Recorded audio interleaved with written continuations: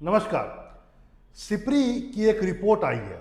जी हाँ, हथियारों के हस्तांतरण पर माना जाता है कि Stockholm International Peace and Research Institute, जिसे हम लोग शॉर्ट में सिप्री कहते हैं, बहुत ही विश्वसनीय रिपोर्ट देती है। और इस रिपोर्ट में बड़ी बात कही गई है। बात कहा गया है कि 1991 से लेकर के 1995 के बाद पहली बार ऐसा हुआ है कि चाइना हथियारों के आयात में भारी कमी कर दिया। माना जाता है 72% की कमी कर दिया है। और पहली बार 1991 और 95 के बाद चाइना अंडर 10 के रैंक से बाहर निकल गया। यानी चाइना विश्व में सबसे ज्यादा हथियार खरीदने वालों की सूची में से 10 से भी बाहर है। सच्चाई यह है कि चाइना 21वें स्थान पर आ चुका है और भारत इसी रिपोर्ट के अनुसार इसी समय, यानी कि कहा जाए 21, ये जो रिपोर्ट आया है ये आया है 21 से 25 के बीच का रिपोर्ट सिप्री का। सिप्री के अनुसार 21 से 25 के बीच का जो समय काल है, इसमें चाइना जहां 21वें स्थान पर पहुंच चुका है, वहीं भारत दूसरे स्थान पर है हथियारों की खरीद में। सिप्री ने कहा इस रिपोर्ट में कि भारत की हथियारों की खरीद के पीछे चीन और पाकिस्तान जैसे शत्रु देश शामिल हैं, कम से कम भारत की नजर में। क्या क्या बातें और सिप्री ने कहा, जरा इसको भी समझिए। सिप्री ने कहा उस समय जहां विश्व में सबसे ज्यादा 2024 में रिकॉर्ड किया गया है रक्षा पर व्यय, ग्लोबल यानी पूरे वैश्विक जगत में, सिप्री ने कहा कि लगभग 2.72 ट्रिलियन का व्यय किया गया है, पैसा एक्सपेंडिचर किया गया है ऑन किस पर, रक्षा पर, डिफेंस पर।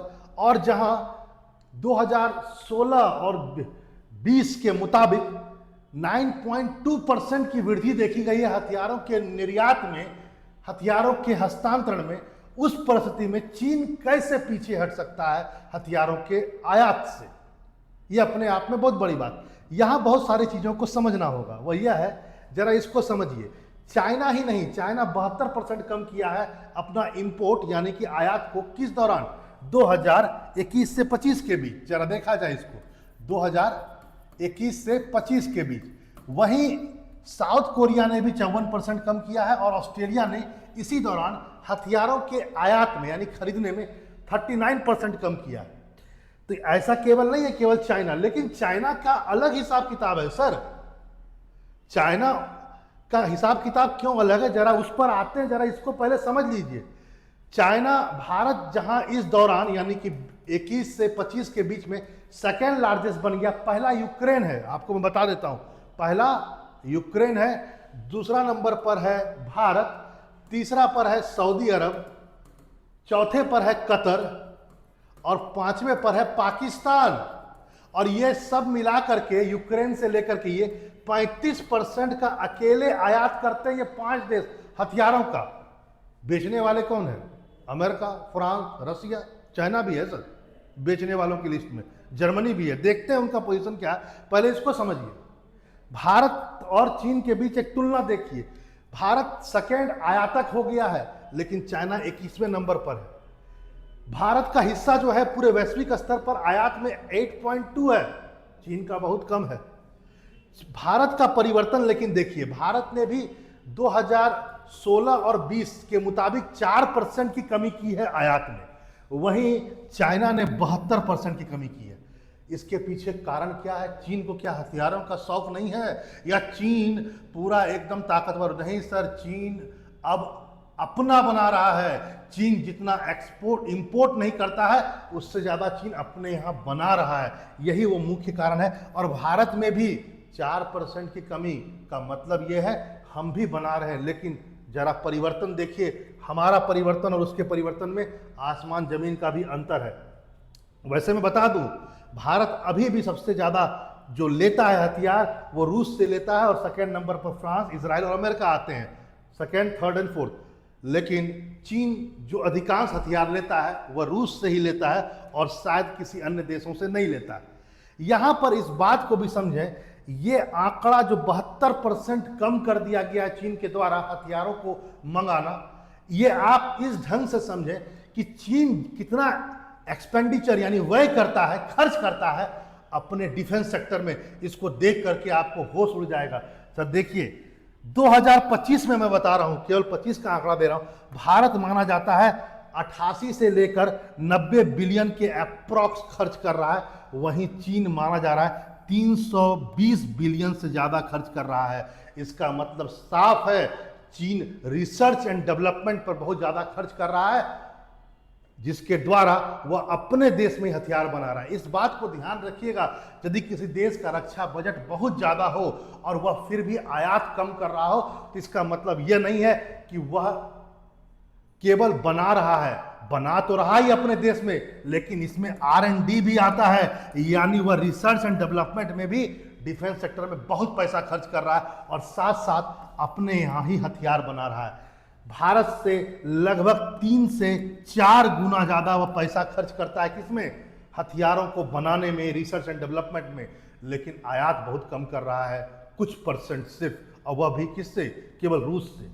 अब आप इस चीज को भी जरा समझें, चीन किस ढंग से बदलती हुई दुनिया में आ रहा है। जैसा कि मैंने आपसे कहा, चीन का आयात सिर्फ और सिर्फ रसिया से होता है, लगभग चीन जितना आयात करता है उसका 66% केवल रसिया से आता है, और वह भी धीरे धीरे उसका वह टेक्नोलॉजी ट्रांसफर कर रहा है, वह खुद बना रहा है, ले दे करके वह धीरे धीरे सबको समाप्त कर देगा।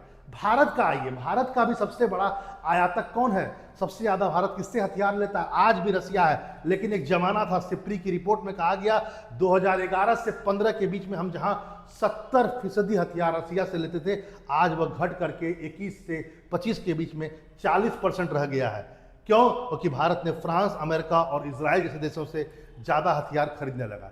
वैसे इस बात को भी जरा समझें, 4% भारत ने कम किया, चीन ने 72% कम किया, वहीं हमारा एक परंपरागत पड़ोसी होने के साथ साथ मित्र तो हम कह नहीं सकते, दुश्मन पाकिस्तान, उसने 66% बढ़ा दिया है हथियारों के मंगवाने में, और नंबर 5 पर आते हैं हथियारों की आयात में ये साहबजादे। और सच्चाई ये है कि आज के तारीख में हथियार तो भारत से बढ़ा दिया है, परसेंटेज वाइज यदि कहा जाए, भारत 4% जहां कम किया, इसने 66% बढ़ा दिया। लेकिन सच्चाई यह है कि पाकिस्तान चाइना के गोद में जाकर बैठ गया है, वो अपने पूरे हथियारों के लिए किस पर डिपेंडेंट हो गया, चाइनीज माल। 80% हथियार आपको बता देते हैं, HQ-9 तो चाइना का एयर डिफेंस सिस्टम है, जिसको चेपा हुआ है चाइना सब जगह, हर जगह फेल हुआ, चाहे वो पाकिस्तान हो, चाहे वह ईरान हो, चाहे वेनेजुएला हो। और इसी ढंग से यदि पाकिस्तान इतना ज्यादा डिपेंडेंट चाइना पर हो जाएगा, तो आने वाले समय में, क्योंकि चाइना खुद माल लेता है किससे, रसिया से, एयर डिफेंस सिस्टम, अब आप समझ सकते हैं।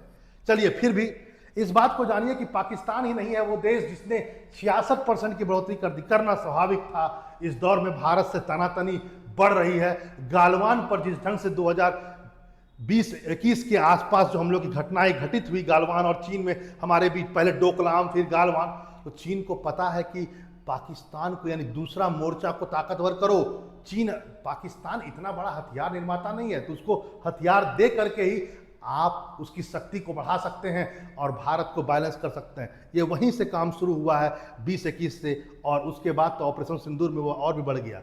वैसे इस दौर में चीन की दुश्मनी जिन देशों से थी, यानी ताइवान और जापान, इन लोगों ने भी हथियारों के आयात में जबरदस्त ढंग से वृद्धि की है।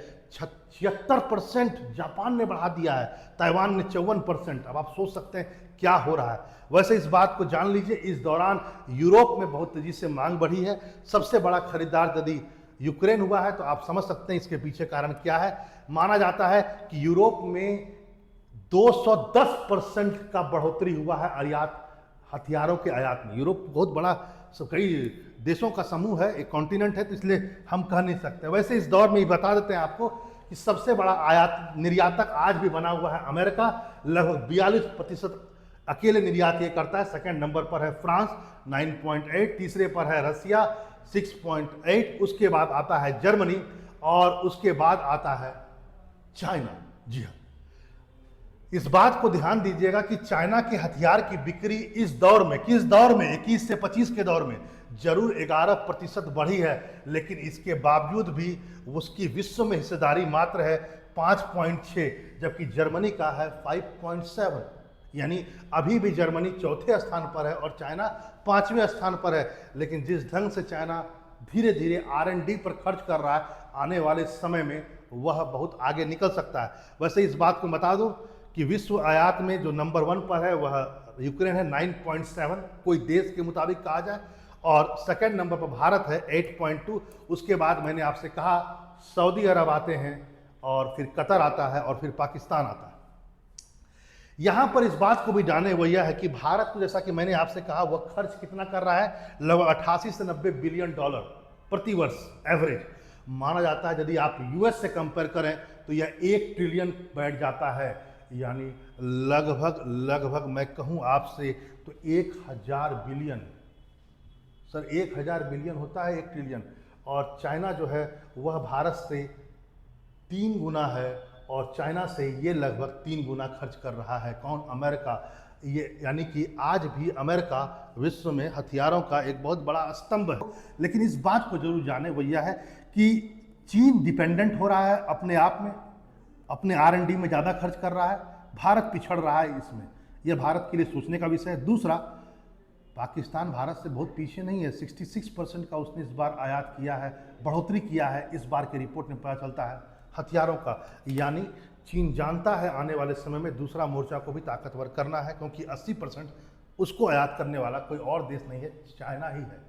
आपकी क्या राय है जरूर कहिए। भारत क्या इसी ढंग से भारत को आयात करना चाहिए, या धीरे धीरे भारत को अपने ऊपर डिपेंडेंट रहते हुए आगे बढ़ना चाहिए, या जिस ढंग से रूस से हथियार हम कम कर रहे हैं और किसी अन्य देश से बढ़ा रहे हैं, क्या यह रूस को नाराज़गी करेगा? इन सब बातों को जरूर सोचिए, कमेंट में लिखिए। फिर मिलते हैं ऐसे इन्फॉर्मेटिव वीडियो के साथ। नमस्कार।